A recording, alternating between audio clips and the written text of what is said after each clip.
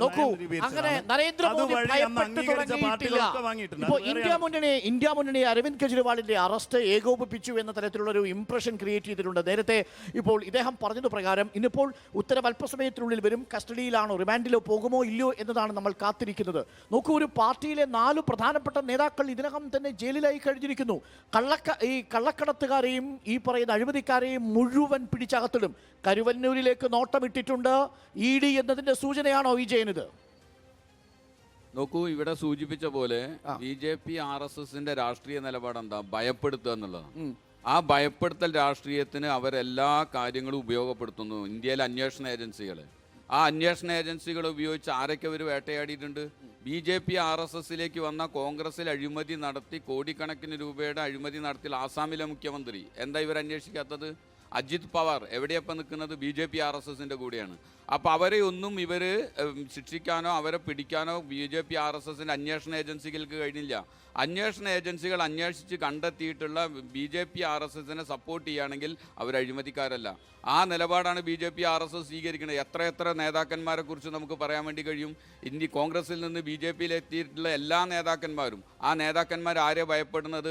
അന്വേഷണ ഏജൻസികളെയാണ്. അന്വേഷണ ഏജൻസികളെ ഉപയോഗിച്ചുകൊണ്ട് സ്വന്തം രാഷ്ട്രീയത്തെ കരുപ്പിടിപ്പിക്കാനാണ് യഥാർത്ഥത്തിൽ BJP RSS പരിശ്രമിക്കുന്നത്. അതിനു വേണ്ടിയാണ് ഇപ്പോൾ കെജ്രിവാളിനെ അറസ്റ്റ് ചെയ്തിട്ടുള്ള ഇന്ത്യ മുന്നണിയിൽപ്പെട്ട നേതാക്കന്മാർ, അതിൻ്റെ മുഖ്യമന്ത്രിമാരെ വേട്ടയാടാൻ തുടങ്ങിയത് ഇന്നും ഇന്നലെയാണോ? ഇപ്പോൾ തമിഴ്നാട്ടിൽ എന്താ നടക്കുന്നത്? തുടങ്ങിയ എല്ലാ മേഖലയിലും അന്വേഷണ ഏജൻസികൾ മാത്രമല്ല, ഗവർണർമാരെ ഉപയോഗിച്ച് ബഹുമാനപ്പെട്ട സുപ്രീം കോടതി അടുത്തടുത്ത ദിവസങ്ങളിൽ പറഞ്ഞിട്ടുള്ള എല്ലാ സുപ്രീം കോടതി വിധികളും നിങ്ങളെടുത്ത് പരിശോധിക്കി. എന്താ മറ്റേ തമിഴ്നാട്ടിലെ ഗവർണറോട് ആലങ്കാരിക പദവി മാത്രമാണ് എത്ര തവണയാണ് ഓർമ്മിപ്പിച്ചത്? എന്തിനു വേണ്ടി അവർ ഗവർണർമാരെ ഉപയോഗപ്പെടുത്തുന്നത്?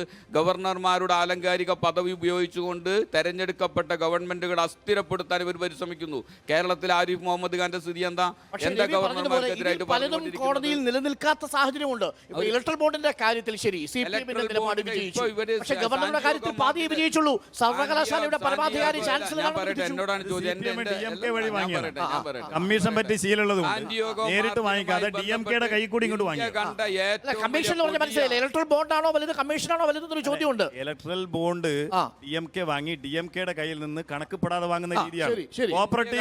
കോപ്പറേറ്റീവ് ബാങ്കുകൾ മുഴുവൻ കൊണ്ട് ഈ പണിയാ ചെയ്തുകൊണ്ടിരിക്കുന്നത്. നമ്മൾ സംഭാവന വാങ്ങിയെന്ന് ബോണ്ട് കൂടി വ്യക്തമാണ്. കള്ളപ്പണത്തിന് കണക്കില്ല. കണക്കില്ല.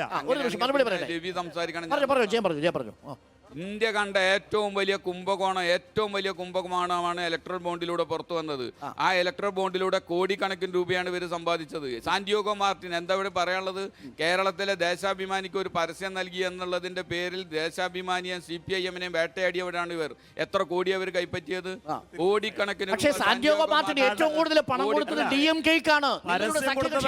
പരസ്യമായിട്ട് ഇവര് കോടതി വെളിപ്പെടുത്തുന്നത്.